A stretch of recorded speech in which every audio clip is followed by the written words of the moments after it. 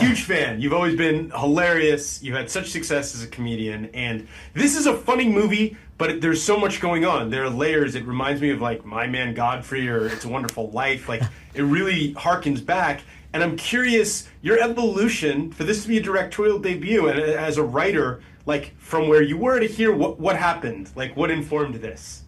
You know, it's funny you mentioned My Man Godfrey. That was definitely a movie I watched when I was working on this, and other movies like from that era, like Sullivan's Travels, that were from that time around 30s and 40s. They would deal with these kind of issues, but in a very funny way, and it felt like a good time for that kind of movie. And, you know, having a cast like Seth and Keanu and bringing it all together and really updating all that kind of stuff for today's time felt like a fun idea.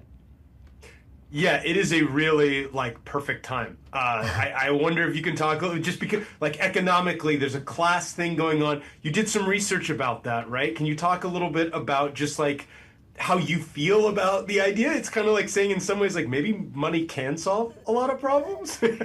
Well, look, I did a lot of research for my character Arj. You know, I went and really did DoorDash with this guy for a day, and kind of, you know, that was a big sequence of the movie with Seth's character having to do that, and then for Seth's character Jeff, you know, me and Seth, for us, like Jeff is kind of making fun of ourselves. So, you know, you watch like My Man Godfrey, and they had like top hats and all that stuff, and now it's like you have saunas and cold plunges. That's like the today's like top hat and tails. So yeah. And so when you kind of get to the part of this where you're working with somebody like Keanu Reeves, who's got this kind of magical, ethereal quality, what's it like directing him? It was definitely, at first, it was a little intimidating because he, you know, I'm a kid of the 90s. I was born in 83. He's like an icon, and he's someone I grew up watching. So it's a little surreal to be working with him. But over time, I got comfortable. But you know, I love him, and he did such a great job, and he's the soul of this movie, and his performance, I think, is so hilarious and thoughtful, and I can't believe I was able to get him to do this with me.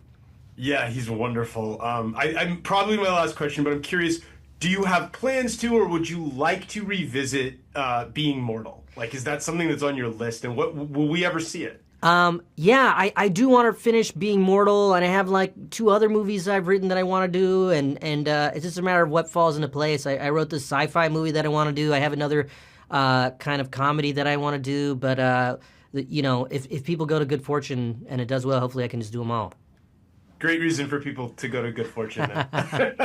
Last question. Sure. What was the hardest part about doing this, like being a director, of your starring in writing, directing, all of it? What was the hardest part? I would just say just having the energy to get it done, and the thing that helped me have that energy is just the amazing team I had behind me, my entire cast and crew and everybody that worked with me.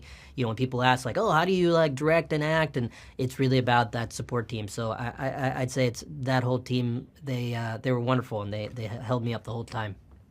Awesome. Well, I really appreciate this. I hope you keep doing more. This was wonderful. Oh. And I love your references to classic cinema too. So Oh man, thank you so appreciate it, much. Aziz.